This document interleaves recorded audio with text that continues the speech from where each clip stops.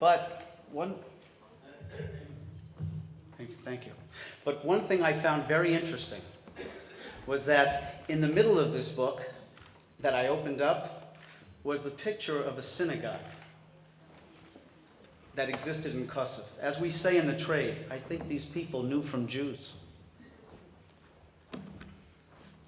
Anyway, Yanina, the last time you and my mother were in the same building together, it was 67 years ago.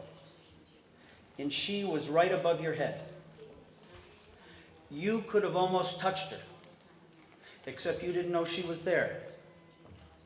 And the world was a very different place.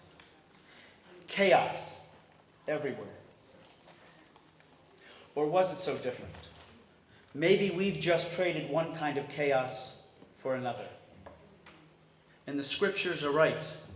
Ma shehaya hu sheyeh, u'ma shena'asa hu sheye'aseh, ve'en kol chadash tachat hashamash. Even if this generation of greed were, say, to die out tomorrow, is there anyone here who seriously believes it wouldn't be replaced by yet another on its heels? And if all life's a circle, and what's past is prologue, and what's prologue is past, and if the laws of nature demand that the human condition must persist, then in the end, Koheles was right. Hakol havel. It's all pointless. And if it's all pointless, then why did he do it? Why did he do it? Did your father really believe that he could make the world a better place based on what was going on at the time? Why join a minority of less than 1/100th of 1%? Less than 1/100th of 1%. And more to the point, why severely endanger the lives of your 4 children? They would have shown you no mercy at all. And he did it twice. Not just once, he did it twice. First, when he took in Nissen, my mother's brother, his wife, and 2 kids. And then again, weeks later, when my mother showed up on his doorstep unannounced. Yanina, she remembers it clearly. Your mother, Mauricia, grabbed her, threw her in a tub, scrubbed her, and hoisted her up onto the hayloft. Nissen was in a semi-state of shock. How did you find us? And she remembers Voitek hoisting food up into the attic every night in a bucket on a pulley. And she remembers your brother Bronik. And as the war dragged on, and food stocks certainly grew thin, Nissen was forced to leave the attic at night in search of food. And they caught him. And they tortured him to tell. And they advertised the death of a stubborn Jew the next day in the local paper. Can you imagine how scared your father must have been? He must have surely thought it was over for him and for you. Thank God Nissen died a martyr and not a stool pigeon. Voitek threatened, but he never turned him out. He was just scared, Yanina. One scared farmer from Schaff. And so the question abides, why did he do it? Why on earth did he do it? Was he like Noach? Ish tzadik b'deraisav, ish tzadik b'dorotav, a man amongst men? A classic hero? Or maybe a more typical hero, one too tired, too hungry and too disgusted to give a damn? Maybe he couldn't have lived with himself had he done otherwise, not while his kids were watching. Or maybe he couldn't have lived the rest of his life with the words "I should have" dogging him. I don't know Yanina. He died in 1963 when I was 4 years old. But luckily, Joseph West of Australia, a survivor from Kosovo, he knew. He writes in his autobiography, and I'd like to read just a quick excerpt from his biography. I spent the first night alone in our house. I dreamt I saw my father with a bandage around his head, covering his left ear. He said to me, "My son, my only son, please do not cry. Stop lamenting. They did not kill me. I have only been wounded. I want you to go on and live. You shall be a zecher, a survivor, an heir of our great family. Our enemies shall not succeed in wiping us out. I want you to go on living. Go in the morning to the brick factory. I gave a nearby neighbor called Woloszczuk goods to keep for us. Ask him to return them to you. I will protect you so that no harm shall be done to you." I rose early in the morning, not wanting to go to the brick factory. I was completely heartbroken and didn't need anything, but a most unusual power, I cannot explain it, drew me toward the factory. I had to pass the house of that neighbor, Woloszczuk. He was such a tough man that I never would have imagined my father having anything to do with him. He was standing at his fence, and when he saw me, called me into his house. Then he began crying and didn't stop. My father had appeared to him in a dream that night also, telling him to return to me everything my father had left with him. He put the goods on the floor, asking me to take whatever I wanted and offering me flour and bread as well.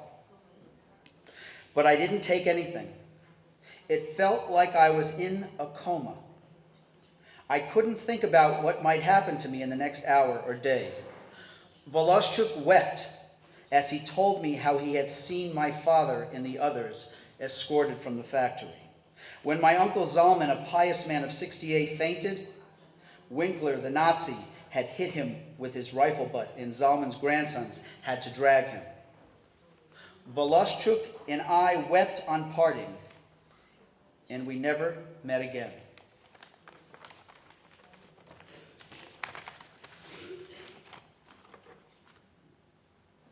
So you see, he could have been one of us, just a regular guy, a farmer who worked with his hands, who had dirt under his fingernails, an earthy fellow who tilled the soil, a tough guy who wasn't afraid to shed a tear, and most of all, a family man who taught his family well.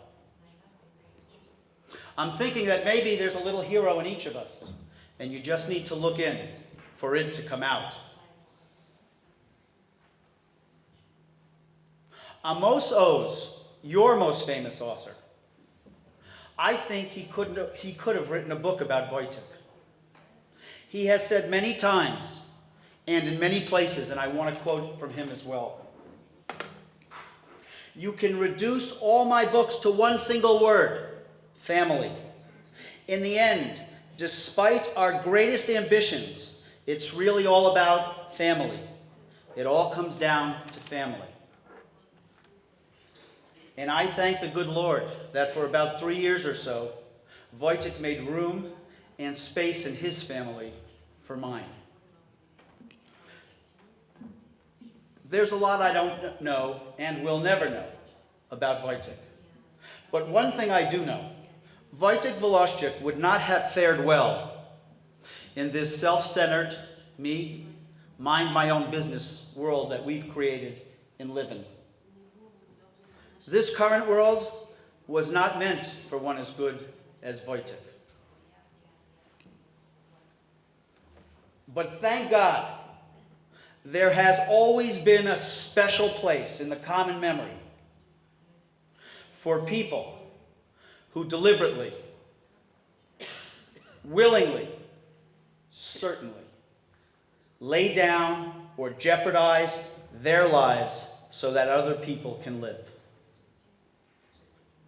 And in 1,000 years from now, I hope and pray with all my guts that people will still be coming to this sacred ground here and will read the story and know the name of Wojtek Woloszczuk and other noble people like him. Thank you.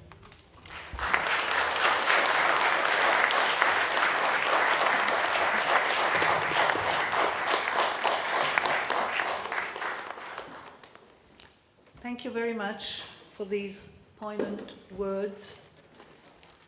And I think we're here to celebrate the heroism of Woloszczuk, but I would like to add that we also have another hero here with us, and this is your mother, who survived, and not only survived, but she came out of this terrible tragedy with, I think, faith in mankind and positive energies which enabled you to build a life and to have a new family. So I think we should applaud you too.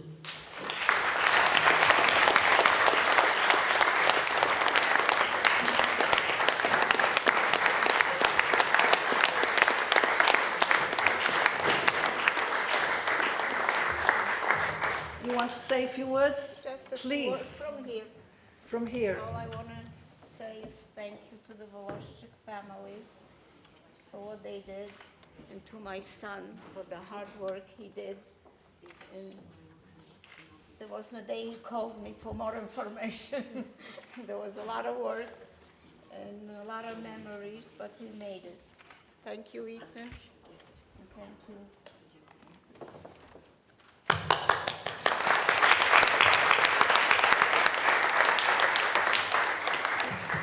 And now I have the great honor and pleasure to ask the Ambassador of Poland to come and address us.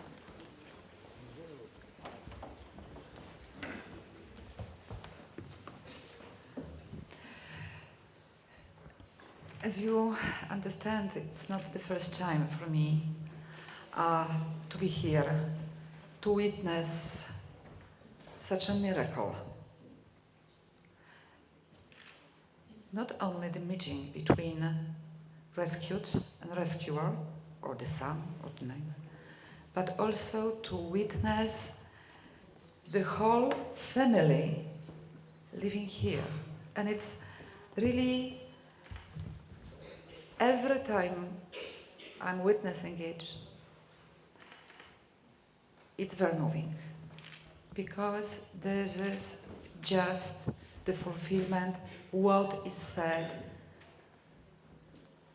in this important quotation that who saves one life saves the whole world.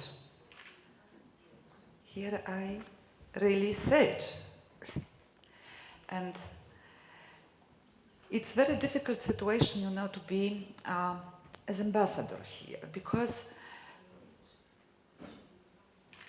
there was the private decisions, very difficult, very dramatic in many cases, of people, every single people. Poles, who decided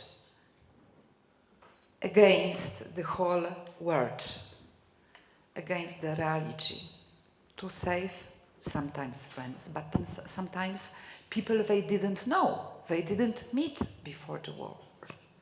They decided to rescue. The question is why, as you rightly asked. I don't know, probably some basic moral instinct. I don't know, because they're completely different people. And all the time when I'm here and asked to speak, I should say that probably what makes me every time ready to speak is that is this my deep conviction that if I would have the right to be proud of my compatriots. If I convinced that Poland is and should be proud, at the same time, and in the same sentence, I should say, we can be proud only when we remember others, those who decided not to help, who decided to sell the people, their Jewish neighbors, who sometimes decided even to kill. The right for me to be here to speak, I'm deeply convinced, is only if I remember about those two sides of the very complex reality. I would like to say I'm proud and I am so happy for both of you, ladies, for this meeting. And I also would like to say thank you to you, because you decided to find the daughter, the grandson. You made good work. Thank you very much, and thank you, Irena. Stay with me for 1 second. Thank you. Thank you very much. And this actually concludes the ceremony, and we should now go down to the Garden of the Righteous. But before we do that, I would like to take a moment. As you began to say, you said it's not the first time, and you have assisted many, you have been here for many ceremonies in the years of your service in Tel Aviv. And my department wants to give you a little memento to remember us when you go back now to Poland after 6 years? After almost 6 years. We are going to miss you, Agnieszka, and we wish you all the very best. Thank you very much. Thank you. Thank you. This was brackets in this ceremony, and now we will go down to the Garden of the Righteous. There is a bus waiting for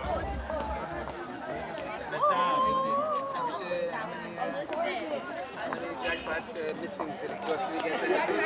I got this one. No, I had a pot of gold came with it.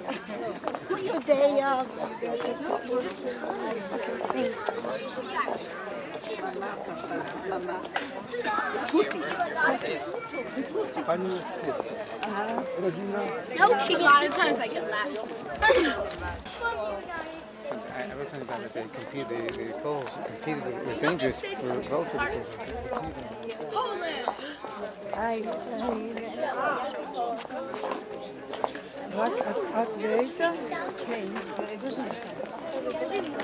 By alphabetical.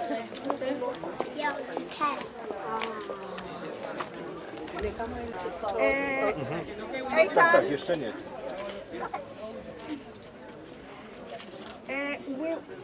Please join. brothers. He's my brother. He's your brother, please. He has to come up. Okay. I promised him. No, sure. No, but not. Wait, excuse me. No, but You're hiding the... you're hiding the name. You're hiding the Pay name for a name. behind this. Oh. But Let perhaps your mother... you should the unveiling. We will now unveil the name, and then we will take a photo of the entire family of Francis. Everybody who is of that family. We want to take a name to show the entire universe that she has created. Including Lena's children. No, Wait, that's hold not on. the point here. Let her get it. Hold on. And we will. And then Lena's children, I kindly ask you, you see Katya is standing over there. Please, could you go to Katya so that we know. עכשיו אני יוצאת. בבקשה, ואנחנו נגיד, take the, look at us. Look. Look at us. Janina. Tam, patrz. 1, 2, 3. Beautiful. Wow. And now you can put your finger, if you want to put your finger. And look at us again. Janina. Janina. Janina? Will you just let them alone to put the finger? That's all. Yeah. Thank you. No, put your finger. Janina? Thank you. בסדר? Now, the...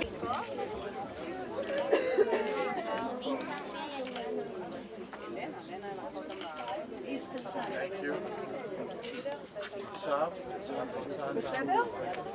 אוקיי. קטי, אנחנו לקחנו את השמות. את רוצה לרשום? לא, תורידי את היד. רגע. קקט, רחל פירר. ירון. פירר ירון. מלכה שטרסברג כץ. זאת אומרת, אם כבר הולכים, שטרסברג כן, בהחלט. תודה. תודה. יופי. Wiem, już wszystko wiem.